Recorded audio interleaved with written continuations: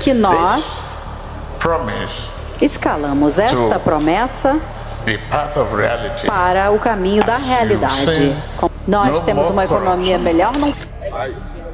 I thought they said the president stopped drinking. I think the president was high on something, and we have to investigate. Because I'm sure that even he himself couldn't have believed that he ended corrupt. When, as a matter of fact, his corruption personified. Omoyele Sowore, the fiery activist and former presidential candidate, has gone viral after saying President Bola Ahmed Tinubu is, wait for it, high on something. But hold on. What exactly did Sowore mean by that? And what's the real story behind this bold and controversial statement? Let's break it all down step by step. Recently, President Bola Ahmed Tinubu made a huge and very bold claim. He said that under his leadership, his administration has effectively ended corruption in Nigeria. Now, if you've been following Nigerian politics, you know that's a statement that carries a lot of weight.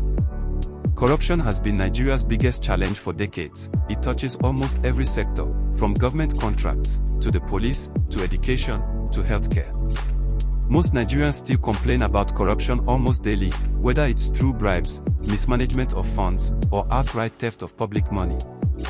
So, when Tinubu declared victory over corruption, a lot of Nigerians were shocked. Some even laughed. Because for many people, the reality on the ground doesn't match the president's words. Enter Omoyele Sowore. Never one to hold back, he fired a direct shot at Tinubu. Responding to the president's claim, Sowore said, and I quote, "I think he was high on something, because how can you say you ended corruption when you yourself are corruption personified?" That one line immediately set the internet ablaze. Nigerians flooded social media with reactions, debates, and of course, memes. Now, let's pause here. When Sowore said Tinubu was high on something, was he literally accusing the president of being intoxicated? No. Not at all. This is what we call a figurative expression. In simple terms, Sowore was saying that Tinubu's claim was so unbelievable, so unrealistic, and so disconnected from the everyday reality of Nigerians, that it sounded like something only a person who wasn't thinking clearly could say. It wasn't about drugs or alcohol. It was about the disconnect between government rhetoric and the people's lived experience. Here's the bigger picture. Sowore's comment wasn't just about mocking Tinubu. It was about exposing a contradiction.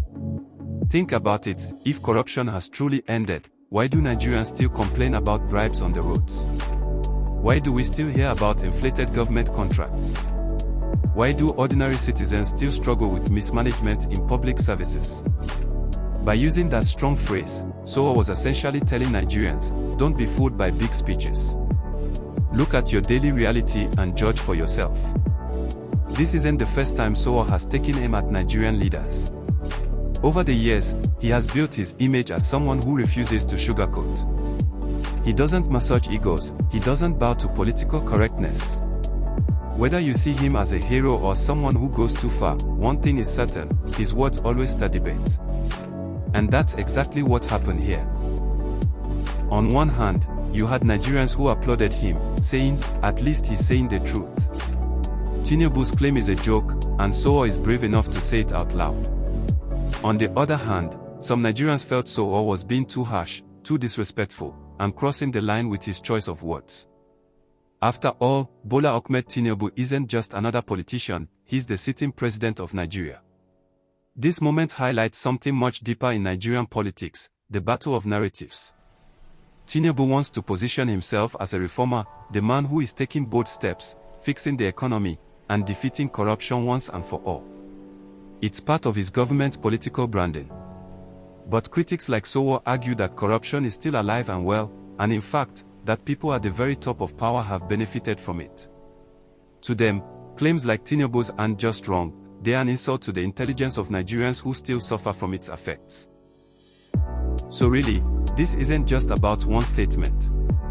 It's about whether Nigerians should trust political speeches, or whether they should trust what they see with their own eyes every single day.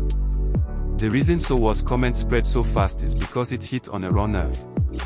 Corruption is not just a word in Nigeria, it's something that affects everything from the cost of living, to job opportunities, to the quality of roads and hospitals.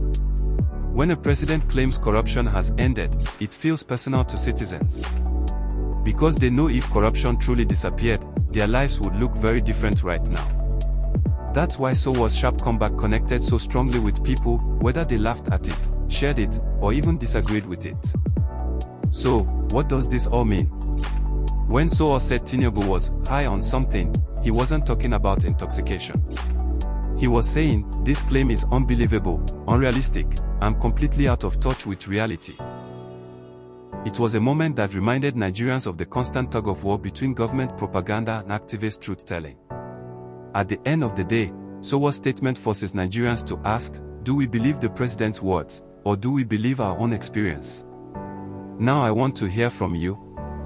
Do you think Sowore was right to use such strong words against President Tinubu? Or do you think he went too far this time? Drop your thoughts in the comments below, and let's keep the conversation going. And if you enjoyed this breakdown, don't forget to like, share, and subscribe for more deep dives into Nigerian politics and current affairs.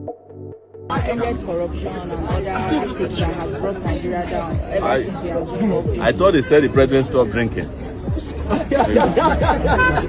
Yes, for sniffing, yes. I think the president was high on something and we have to investigate.